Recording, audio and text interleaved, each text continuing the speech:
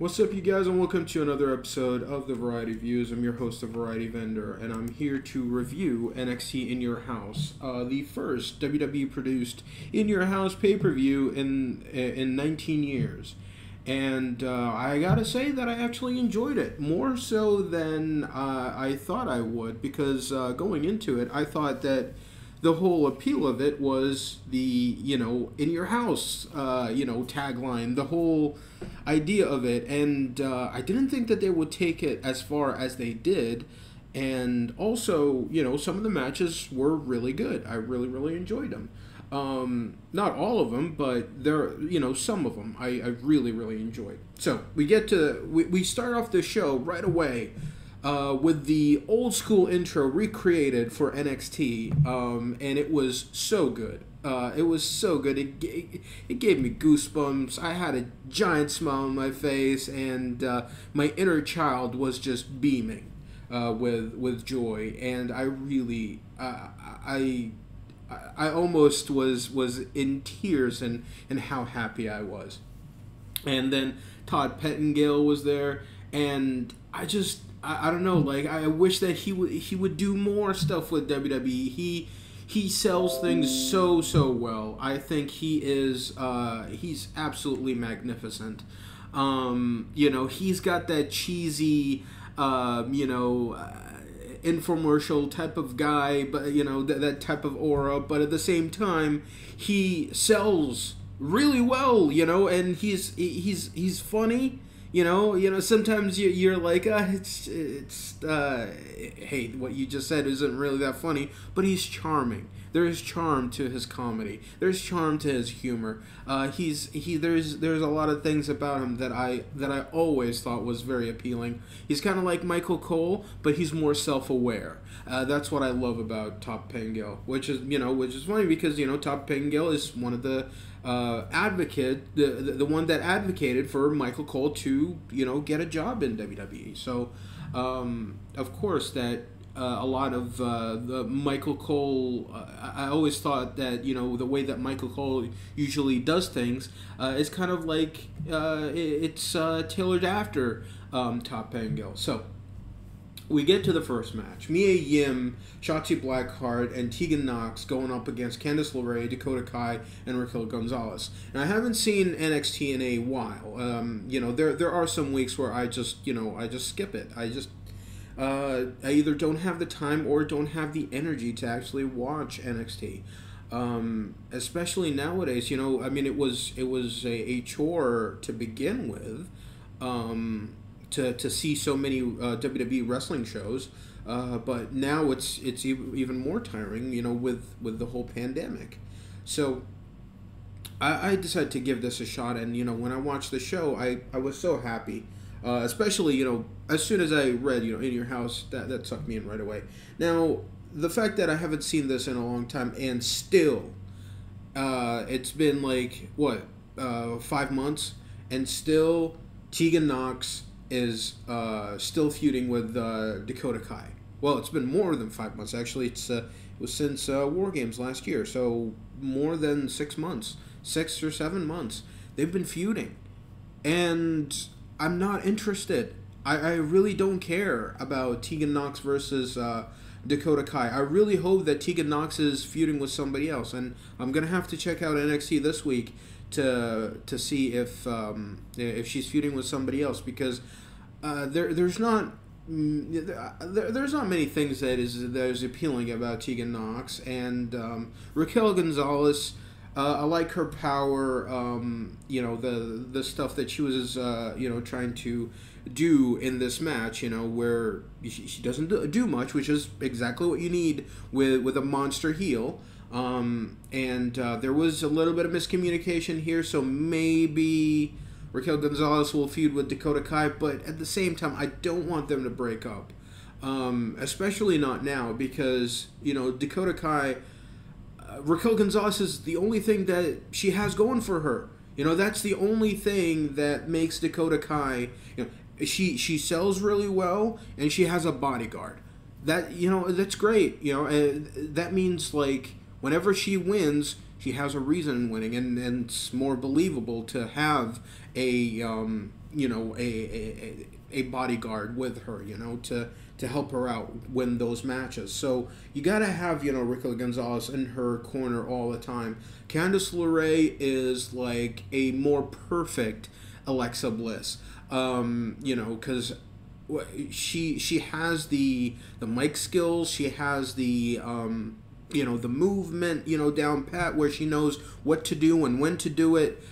She has the facial expressions that Alexa Bliss is so great at. She's got the character down, and she's a great wrestler. She's a better wrestler than Alexa Bliss. So I do think that if at any point that Alexa Bliss steps down, because she's had many injuries, if Alexa Bliss would ever step down, I think Candice LeRae is the perfect you know. Is a perfect replacement for her. Not saying that Candice LeRae can't be a huge superstar on her own, but I do think that she can definitely fill the void that, you know, Alexa Bliss would leave. Shotzi Blackheart, I like. Mia Yim, I always loved. You know, ever since she was in TNA, I always loved her in Impact Wrestling, and I've followed her career ever since. Now this match, boring. Despite me, like, you know, being so positive about everybody involved, I just yeah, this match was boring. I have to be completely honest. There's nothing that really sucked me into this match. If anything, I really don't think that this match should have been on the card. You should have right away started with the match after this, instead of starting with this. And yeah, that's pretty much it. That's all I gotta say. It wasn't a horrible match, but it just didn't feel like it deserved to be on a pay-per-view. Now, on the In Your House shows, there are a lot of matches that are like that, so it's kind of understandable. It works with the whole In Your House timeline to have like these kind of matches where, you know, people kind of stop and, you know, take a piss break or whatever. So, but at the same time, like, if you're gonna have a match like this to kind of like let the people settle down for a little bit, then it's the placement of this match is wrong. It should have been like right before the main event, especially after so many, you know, crazy stuff going on in the show. So it would have been a good buffer for the main event or the semi-main. So that's all I got to say about that. At the end, you know, Tegan Knox won, and I believe she pinned Dakota Kai after a miscommunication between Raquel González and Dakota Kai. And I will give this match. I'll give this match a 1.75 stars. It was a typical match. You know, there's no there's no gimmick to it. There's nothing really too appealing about it. So that's all I got to say about that. Now, after this, we got Finn Bálor versus Damian Priest. This was a really good match, but the thing that I didn't like about it is that I feel like they were rushing way too much. There's a lot of no-selling, which I didn't like, especially from Finn Bálor's side. I agree with Damian Priest. He's a bigger guy. He's a guy that, you know, he's all about destruction and all that sort of stuff. But at the same time, with Finn Bálor, you know, he needed to sell more. I think he needed to sell more because, especially after taking crazy, powerful moves from Damian Priest, and, you know, Finn Bálor just, you know, goes on to the next spot. It's very indie-tacular. There's a lot of indiness to it. It didn't feel like a proper, you know, WWE match. And I think that's the reason why that they wouldn't work as much. Like, if they have this kind of match in the main roster, it wouldn't work. I mean, yeah, you're giving people a different take on things, but at the same time, I think it would deter a lot of people, you know, from it, you know, because, like, they would expect every other match to be the same way. So I don't think that it's a good idea to keep doing matches like this. There were some crazy spots here. Damian Priest taking that crazy back bump onto the steel steps. You know, Finn Bálor goes for a forearm. Damian Priest was like perched on the apron, and then he falls backwards onto the steel steps, onto the edge of the steel steps, right to his back. And it was, I cringed. I cringed like crazy. I got flashbacks to, you know, Kevin Owens taking a back bump on the chairs against when he was facing Roman Reigns, Royal Rumble 2017. I got flashbacks to, of course, Shawn Michaels and Undertaker from Royal Rumble 1998. I really hope that Damian Priest was okay. You know, sure, he finished the match, but maybe that's through adrenaline. I really hope that there's nothing like crazy going on with him, because I remember also Sheamus had a lot of back injuries because of taking bumps like that, like onto ladders and all that sort of stuff. So yeah, I really hope that, and especially with Damian Priest being a taller guy, means his back is a lot more fragile. So I really hope that he's okay. Now Finn Balor won at the end, and I agree with the outcome, because Finn Balor really needs to go for the main event. NXT really needs a new crop of main eventers. Not saying that Finn Balor was never a main eventer. I mean, like, for God's sakes, he's Finn Balor. But at the same time, I do think that, yeah, it's time to move him forward into the main event. After that, we got Keith Lee versus Johnny Gargano. This was probably my favorite match on the show, because I like the fact that Johnny Gargano was trying he was trying his hardest to cheat, to win. He was doing everything, and I loved it. You know, as I'm watching this, I'm like, cheat, Johnny, cheat. Cheat, Johnny, cheat. I loved this match, because Keith Lee is trying so hard into getting this sniveling rat, and Johnny Gargano keeps finding ways in escaping, until finally he got destroyed by Keith Lee. Keith Lee was too much, and it made sense. It made absolute sense. It's like, you know, freaking Lex Luthor versus Superman, or, you know, Batman versus the Joker, where Johnny Gargano is like this typical villain, and Keith Lee's like this overpowered, superhero, and he just, destroys Johnny Gargano at the end. And they went for a while. They went about 20 minutes, and it was a really, really good match. I really enjoyed it. So, big ups to both of them, and I look forward to what they do next. I was hoping that Johnny Gargano would win the title here, so that Keith Lee would go on to maybe the main event, or, something like that, because I really do think that Keith Lee is, he's a lot bigger. Not just physically, but I do think that he is a lot bigger, when it comes to his aura, than the NXT North American Championship. But he is elevating the title. I'll give him that. So that's all I got to say about that. I give this match, the Finn Balor and Damian Priest match, I'd probably give, I'd give 3 stars. This match, I will give about 3 3.75 stars. I really, really enjoyed this match. This was really good. Then after that, we got Adam Cole, baby, defending his championship against Velveteen Dream in a last chance backlot brawl. And if Velveteen Dream loses this match, he doesn't get another championship shot, while Adam Cole is champion. Now, I enjoyed this match somewhat, but it got crazy after a while. There were a lot of stupid things that happened in this match that I really didn't like. I didn't like how there was at one point where Velveteen Dream was just talking too much trash, to the point where he looked like a stupid babyface. Velveteen Dream doesn't work as a babyface. I just realized it, while watching the match, I was like, wait a minute, you know what? Velveteen Dream doesn't work as a babyface.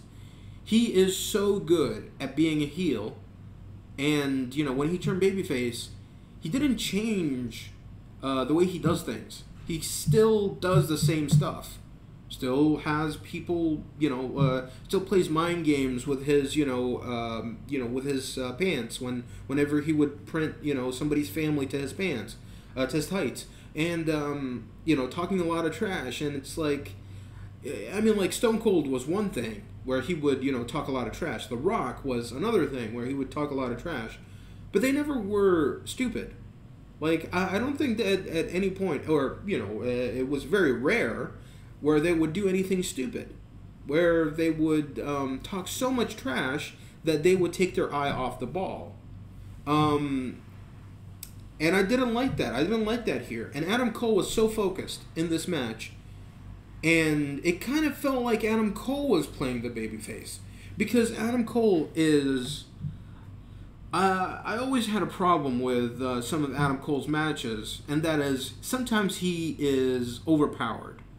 It really feels like sometimes he's overpowered, even when he's facing off against bigger guys. When he's facing guys like, Matt Riddle or, Velveteen Dream or Tommaso Ciampa, any guy that's bigger than him, that's muscular than him, somebody that, can tear your head off. And then you look at Adam Cole and you're like, he's a normal guy, and he should cheat to win.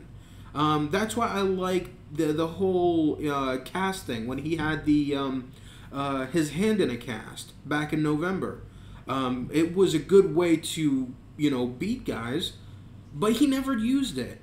He never really used it. He only used it once, and it was as a final resort, even after, still working, his ass off, and even, that wasn't, the winning shot. It was him, him performing his finisher. That was it. So, most of the matches that he does is him winning with his finisher. So, again, here, Undisputed Era interfered, and then Dexter Lumis came in, and, he chased them off. He took them away, but pretty much kidnapping him.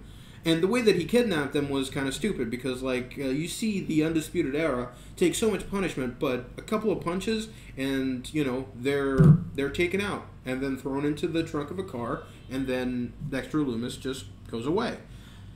And then Adam Cole beats Velveteen Dream using the oldest dirty tactic in the book, the low blow. And then Panama Sunrise, his finisher. And Velveteen Dream loses. I don't get it. I don't get why they did this. Now, if you booked yourself into a corner and you're talking about because Velveteen Dream has, because there was this scandal that happened about a month ago, then why even have the match? It didn't make any sense. Velveteen Dream is a big star either way. So if there was, because of the scandal, then he shouldn't have been on the card. They should have just let him, stay at home, fired him, blackballed him, whatever the case may be. But if you have faith in him and thinking that he's innocent, then you should have put the championship on him. I just didn't understand having this match and making Adam Cole so overpowered and having Velveteen Dream be so stupid. Having Adam Cole face off against a dumb babyface. I don't get it. The booking in this match was frustrating at times. Now, I'm not saying this match was horrible. There are a lot of things that I liked about this match. I did like the atmosphere, even though that it kind of didn't play much into it. There were a couple of cars, but they didn't go overboard with it. At the end of the day, there was a wrestling ring in the middle, which, it's good kind of changing it up, but at the same time, I prefer it's the worst parking lot brawl I've seen in WWE history. I still prefer JBL versus John Cena from the Bash 2008. I prefer Eddie Guerrero versus John Cena from 2003's SmackDown episode, which I believe was I think it was in September. There are a lot of other matches that I prefer, and the backlot, it was the worst parking lot brawl match or backlot brawl. Heck, I'll take the Roddy Piper versus Goldust thing that they did at WrestleMania 12, that entire multi-segments. So this was definitely the worst parking lot brawl, backlot brawl, whatever you want to call it, match. And it's a shame because I like both guys. So when it comes down to it, this match gets 2 stars, barely 2 stars. And it's a shame. It's just a shame, but I give it 2 stars. After that, we got Karrion Kross versus Tommaso Ciampa. I love this match. Now, this was a little bit of a glorified squash, but it was good. Tommaso Ciampa didn't lose anything, even though that he lost the match. It was a very I do think that it was a very, classic, a very classic once a top guy putting over the new guy kind of match. I remember matches like this happening back in 2003, up until like 2006. I remember matches like this happening a lot. One match that comes to mind is Batista versus Chris Benoit. It was a match heading into New Year's Revolution 2005. And I remember Batista absolutely destroying Chris Benoit. There, a lot of other matches have happened like that, but that's the first match that comes to mind. And that match wasn't long. And this, same here, this wasn't a long match. And the point was made. Karrion Kross is a crazy son of a bitch. That's it. Karrion Kross is just he's a killer, basically. And it's great. I love it. I love Scarlett Bordeaux as his manager. She doesn't her presence is known, but at the same time she doesn't take away from the match. Karrion Kross is the star.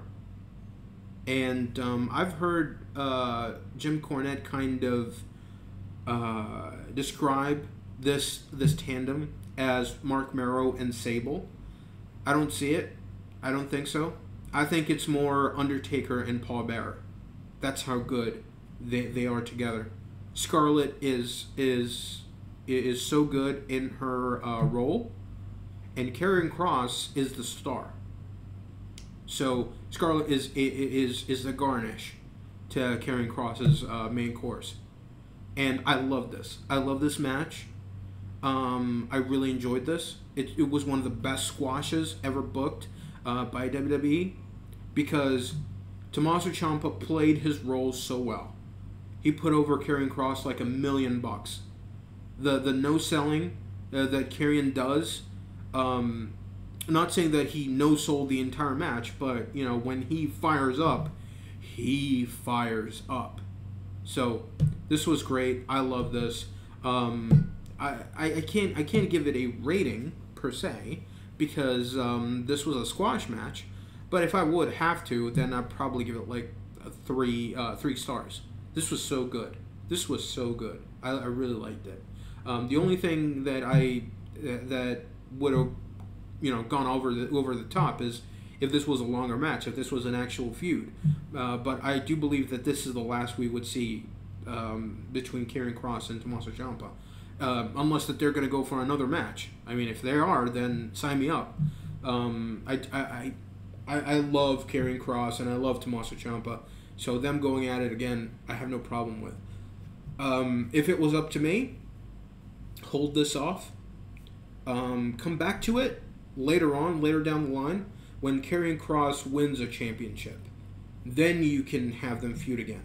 I think Karrion Kross taking the NXT North American Championship from Keith Lee, that would put over Karrion Kross, so hard, and move Keith Lee to the main roster. Then you do Karrion Kross versus Ciampa for the NXT North American Championship. Great. I think that would be amazing. So that's all I got to say about that. Then we get to the main event.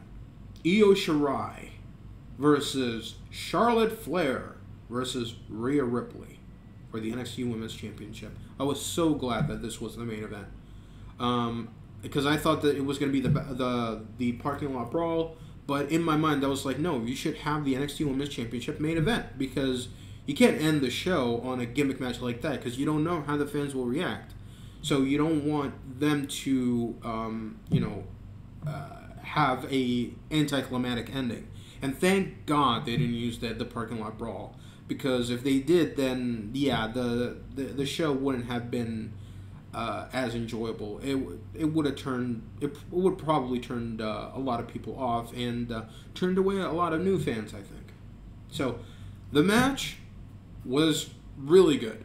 I really, really enjoyed this match. This was a really good match. There was a lot of spots here that I really enjoyed. A lot of sloppiness, though. A lot of sloppiness. Charlotte Flair is a great wrestler. I will say this. Charlotte Flair is probably the best women's wrestler of all time. However, in this match, she was the worst. She was the worst wrestler in this match because for some reason she wasn't allowing the other competitors to hit her. Like whenever somebody tries to slap her or punch her or kick her, especially when it comes to Io Shirai, because whenever Io Shirai goes for a kick, Charlotte Flair just flinches or covers up like to the point where it's like it's frustrating because like how the hell do you sell when you're not getting hit? So and Charlotte is not even allowing it. She's not even allowing a spot to happen. I do believe that, she doesn't want to get slapped in the chest because, boob job. She doesn't want to get hit in the gut because she had kids. She doesn't want to get, hit in the face because she got a lot of work done to the face. She doesn't want to get her hair pulled because, extensions. So what the fuck do you do? Like there's nothing to do. Like it's so difficult to work with somebody that has a lot of work done, and it was kind of frustrating because like anytime that Charlotte would take a move, things would go in slow motion, and it feels so choreographed. One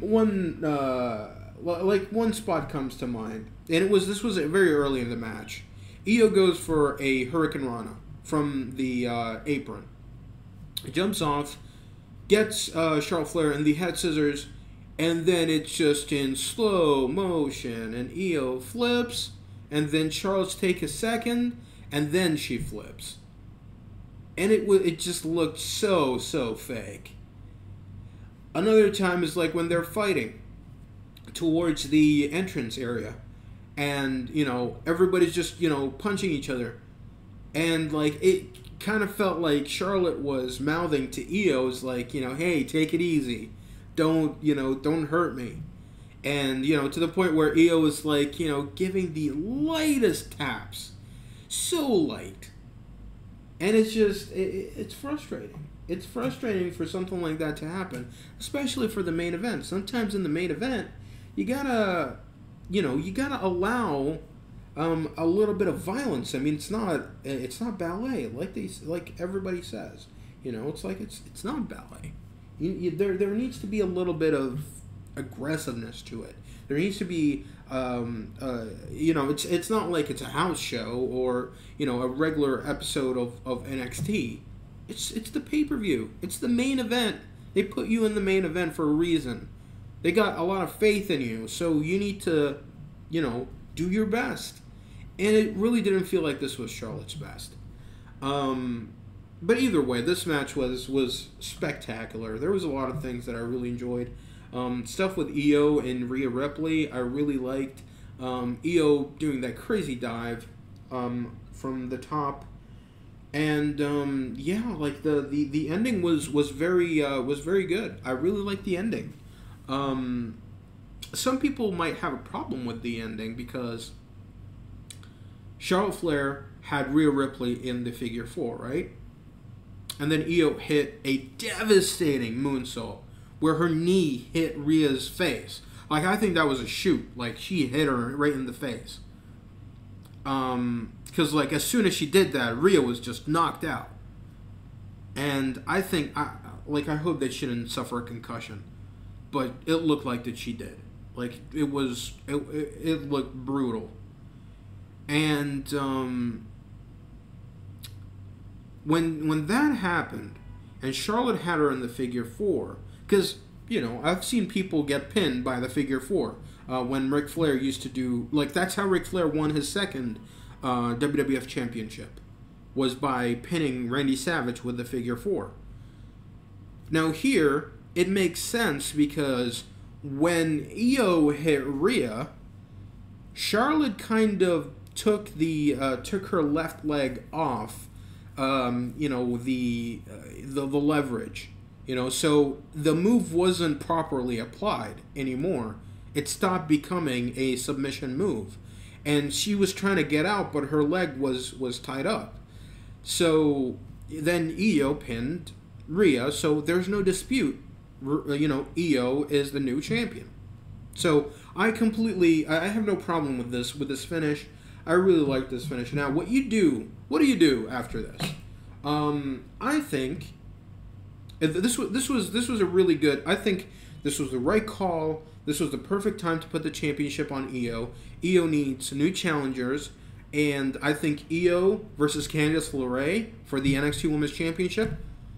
Oh my God, absolutely, go for it, go for it. Io Shirai versus Candice LeRae, having these amazing matches, and then, maybe Io versus, Dakota Kai, where she absolutely destroys Dakota Kai. I think there's a lot of possibilities for Io. I think Io as the champion is great, absolutely great, and is really the one that you need to build around, build the entire division around. Now, what do you do with Rhea Ripley? This match, okay, this match and everything about it, I got flashbacks to Armageddon 2008. And here's why. Charlotte kind of felt like Triple H. Rhea Ripley was kind of like Edge. Remember when Edge came back in 2008 after that amazing Hell in a Cell match with The Undertaker? He came back and he was the hottest wrestler, in the world, basically. He was on fire. And he won the championship, from Triple H. And then in Armageddon, he dropped the title to Jeff Hardy. And it really, that's how I felt, when I was watching this. Io was like, she was like Jeff Hardy in 2008. And I got the same kind of feels that, wow, Io is the champion. Definitely not as much confetti, but they had more confetti here than Armageddon 2008, that's for sure. The confetti here was just way too much. But I loved it. I think it was good. I think the overblownness of it was wonderful. And what do you do going forward? I think what you do is you have Rhea Ripley go on to the main roster. You have Charlotte feud for the women's championship against Asuka. Right after after Asuka beats Nia Jax, then Asuka goes over Charlotte, and then while this is going on, Rhea Ripley goes over. She beats some other women. Shayna Baszler reignites that feud, beats Nia Jax, beats other competitors. Going to the top, her first match, let her beat Natalya, and then you go to the pay-per-view after SummerSlam, because I do think that you can still do a lot of things with Asuka and Charlotte, in the meantime, and then you do Rhea Ripley versus Asuka, and you have Rhea Ripley win the women's championship. You have Rhea win the women's championship, then you have a match between Charlotte and Rhea Ripley where Charlotte can say, "You've never beat me. You have never beat me," which means I deserve that title more than you because I'm better than the champion. You don't deserve that title. And that's when you do Rhea Ripley versus Charlotte, and you have Rhea beat Charlotte. Because I think all of this works. Some people might say Rhea got buried by Charlotte. I absolutely disagree. I completely disagree. Because, number one, this was a triple threat match. And, two, I think that Rhea Ripley is still is still amazing. She didn't lose anything. She lost in a championship match in the main event. And you can come back to it. It's pretty much like with Becky Lynch and Asuka. She lost, but then won at the end. She ended up main eventing WrestleMania last year. So I really think there's you can still rebuild Rhea Ripley. Not saying that she's torn down, but I'm just saying that, you know, you can bring her back up to the main event. You know, being a champion and all, being at the top of the mountain. So yeah, I still think that there is still ways ahead for Rhea Ripley. Now, with that being said, the show, I'll give it a 6.5, a 6.5 out of 10. When it comes to, you know, the matches, yeah, I'll probably give it a 6.5. But, you know, when it comes to my enjoyment of it, I'll go up to like a 7. Actually, I think, you know, a 7 is good because, like, I can't say that I was you know, super bored. The first match on the show kind of, you know, got to me, but, like, the rest of the show, I was into it. So there wasn't any, like, boring moments, like super boring to the point where I wanted to turn the show off. If anything, this was an easy watch. I really enjoyed it. So a 7 it is. And with that being said, rate, comment, favorite, happily subscribe, share with your friends, share with everybody, and check out my next video. We've been talking about something else. Take care.